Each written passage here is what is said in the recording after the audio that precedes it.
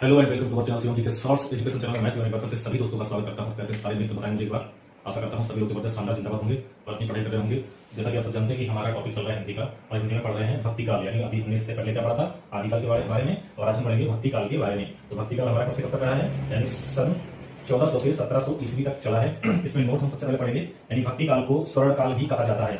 भक्ति काल को स्वर्ण काल भी कहा जाता है एवं इस काल को दो काव्य धाराओं में बांटा गया है। तो सबसे पहली काव्य धारा क्या है, यानी निर्गुण काव्य धारा, और दूसरी क्या है, यानी सगुण काव्य धारा।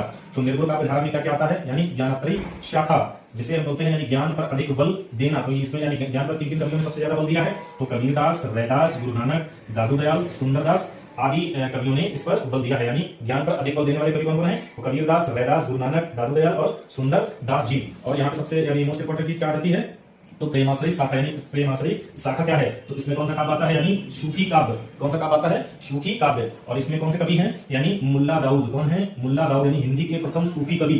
किसी परीक्षा में आपसे सीधा क्वेश्चन पूछेगा कि हिंदी के प्रथम सूफी कवि कौन है, तो आप क्या बताएंगे, मुल्ला दाऊद और मलिक मोहम्मद जायसी, कुतुबुन आदि। ठीक है, ऐसे हम यहाँ पढ़ेंगे, यानी सगुण काव्य धारा। तो इसमें सबसे पहले पढ़ेंगे हम राम भक्ति, यानी राम भक्ति।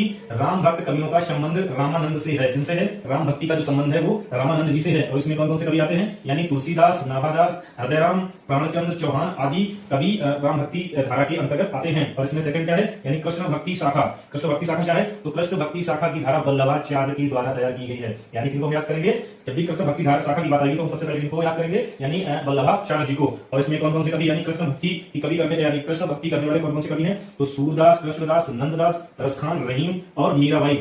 यानी कृष्ण भक्ति करने वाले कवि कौन कौन है, तो सूरदास, कृष्णदास, नंददास, रसखान, रहीम और मीराबाई। और यहाँ पे नोट याद करेंगे, यानी भक्ति काल के प्रमुख कवि तो रश्मि जी के सब दास हैं। क्या है, यानी एक बहुत अच्छी ट्रिक है भक्ति काल के प्रमुख कवियों को याद रखने के लिए।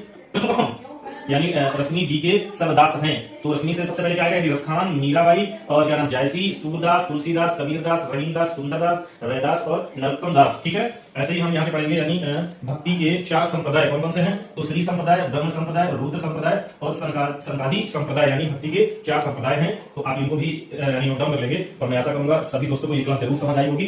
ठीक है, तो आप इसका स्क्रीनशॉट ले लीजिएगा और जैसे ही मैं यहाँ पे नोट्स के तरीके से मैं यहाँ पे लिखता हूँ, आप भी अपनी कॉपी में ठीक से ऐसे ही नोट्स बनाएंगे ताकि आपको कभी भी कोई प्रॉब्लम